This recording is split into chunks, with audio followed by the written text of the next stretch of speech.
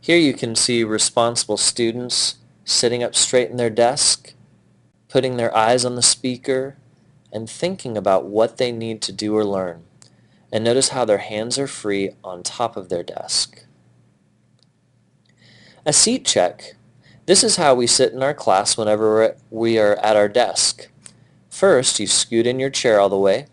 You put 2 feet under your desk. You sit up straight, and you fold your hands. Can you see a girl who is doing a seat check?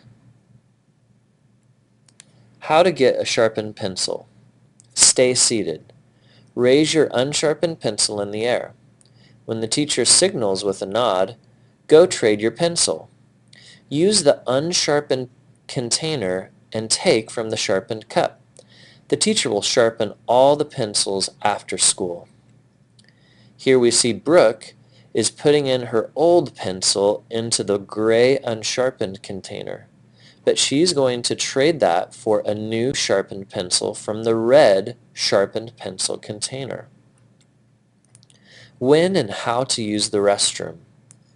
Use the restroom at these times: before school, during recess or exercise, after lunch, and at the end of school. If you use the restroom during these times, you won't need to use it during lessons. In an emergency, use your R hand. When you're using the restroom, be quick, be clean, and be quiet. Here we see Emma holding up her R hand because it's an emergency. How to find out about homework assignments if you were absent. Look at the class website at http://bit.ly/Mr. Tullmann. Or ask a classmate. Look at your spelling sheet. Or look in your math practice book. Here we see Malachi pointing to the math homework tray because he's explaining to his peer the assignment that was missing. When you finish early. Sometimes you finish your work early and you're not sure what to do. Make a responsible choice without bothering others. Work on unfinished assignments. Read a good book. Take an AR test if you're allowed. Practice multiplication facts. Review or write in your notebooks. Here we see Ebony writing in her notebook, making a responsible choice. How paper will be passed out. The teacher will count and give you a stack of papers for your row or group. Take one off the top and pass the rest to your left, or in some cases your right, depending on the procedures. Here we see Annika getting a stack of papers. She took one off the top, and now she's passing the rest to her left. Then Leonardo will take one off the top and pass the rest to his left. How papers will be collected and where to put them.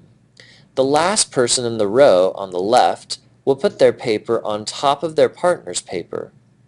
Make sure the names are facing the same way. That person takes the small stack and puts it on top of the next person's paper. When the stack gets to the end of the row, that person puts the stack on the stack behind them. Stacks are passed backwards to the last person, who puts all of the papers neatly in the finished work tray. So the first person puts their paper on their next student's. They take the stack and put it on the next student's paper. And the last person will take the stack and put it in the finished work tray. How a paper is started.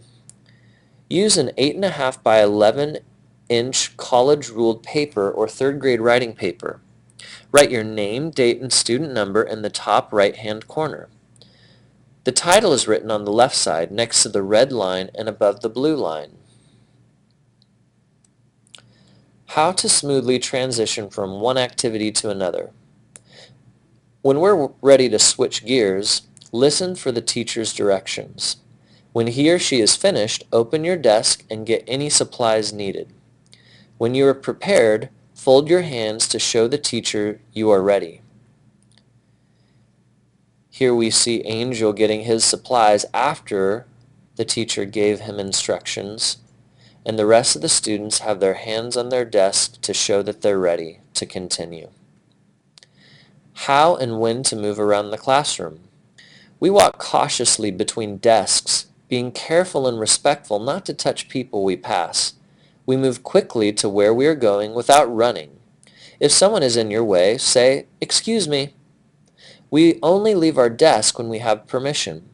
To get permission, stay seated and use the signals. Here we see Dulce carefully walking by a student's desk, saying "excuse me" if someone is in her way. Look at how nice and straight the desks are. How to get materials without disturbing others. Open your desk carefully. Watch out for fingers and falling materials. Quietly get what you need. Have a clean desk so you can find things easily. If you need to use the material station, computer table, or book cart, ask for permission and wait for others to finish before leaving your desk. Look at this nice clean desk. Everything is organized and easy to find.